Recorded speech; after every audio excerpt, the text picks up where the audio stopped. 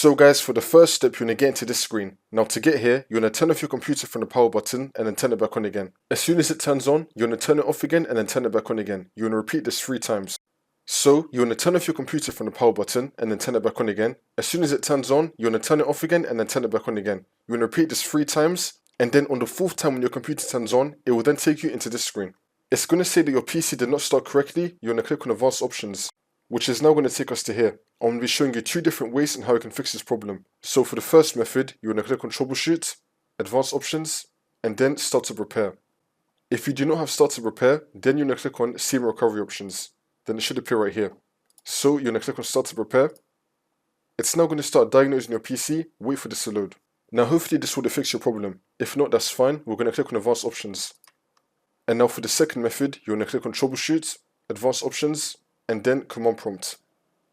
And now this will come up. And now once you run this, you want to type in bootrec space / fix mbr. Click on enter.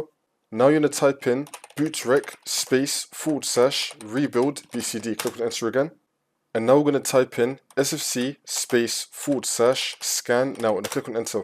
Then you want to run this scan. Wait for this to load. I'm going to skip the video to when the scan will be fully completed. And now for the last one, you want to type in chkdsk space c colon space /f space /r. Click on enter. We now want to run this scan as well. Wait for this to load. For me, I still have another 12 minutes on this scan, so I'm just going to get off this right now. But in your case, you want to run this full scan. Once you complete it, you now want to close out of Command Prompt. Now you want to continue to Windows, and then the problem should be fixed.